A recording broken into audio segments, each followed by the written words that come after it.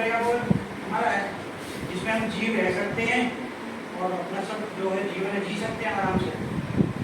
उसके लिए कुछ निश्चित चीज़ें होती हैं जीवन जीने के लिए, जैसे पृथ्वी पे है ऑक्सीजन चाहिए, खाना चाहिए, पानी चाहिए। अगर हवा का बोलूँ तो वो ऑक्सीजन ही है। तो अगर ये चीज़ें मुख्य रूप से हमारे जीवन के लिए, उसमें प्रकाश भी आता है, तो ये जो हमारे जीवन के लिए है ये बहुत जरूरी है। और जरूरी के साथ इनका क्या है, एक संतुलन। अपना समझते कि एक चीज जैसे 10% जरूरत है, एक की 20% जरूरत है, एक की 30% जरूरत है, तो उसमें लोग शांति से रह लेंगे, जीव रह लेंगे, पेड़ पौधे रह लेंगे, इंसान रह लेंगे, सभी रह लेंगे। अगर हमने 10% वाली चीज को 40 कर दिया, 40 वाली को 10 कर दिया, 10 वाली को 50 कर दिया, 5 वाली को हमने खत्म कर दिया, तो ये परसेंटेज तो असंतुलन हो गया। और दूसरा होता है प्रदूषण।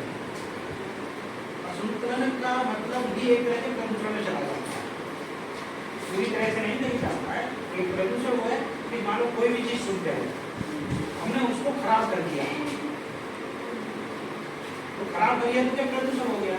तो जैसे हवा है, हवा में हमने ऑक्सीजन, ठीक है, नाइट्रोजन है, ये सबसे ज्यादा है।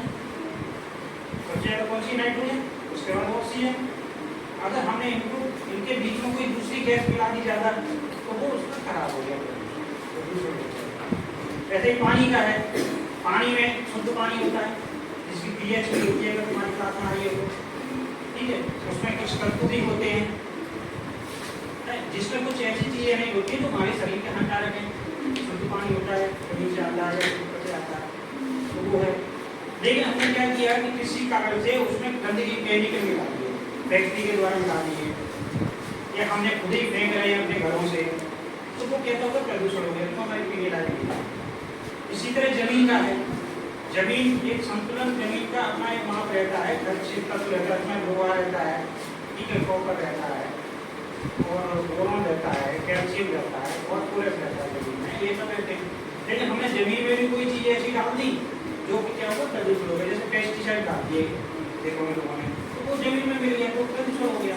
दूसरा प्रदूषण हो गया जैसे कि नदी नाले से जा रहा पानी जो है प्रदूषण का, फैक्ट्रियों का, और वो सिंचाई करना तो जा रहा है, तो हमारे प्रदूषण, तो हमारा जीवन उसमें सही नहीं रहेगा। हम किसी न किसी बीमारी में आते रहते हैं।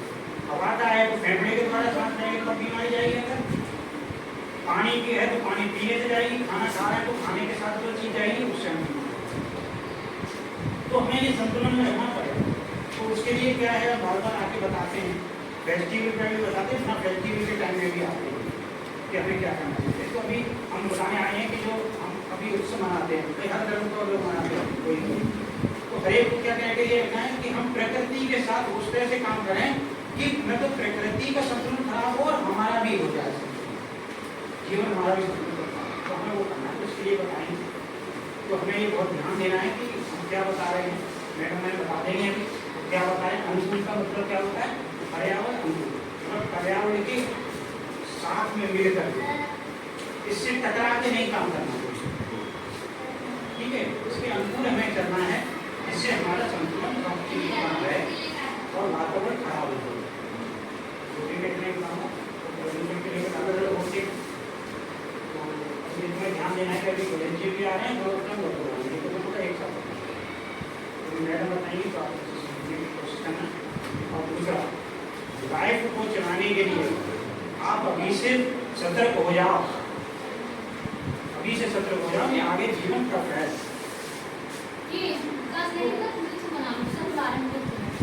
तो उसके लिए आपको सतर्क रहना पड़ेगा कि जो पटाखे ला रहे हैं गिलास में, वो तुमको याद रहे क्या करना है।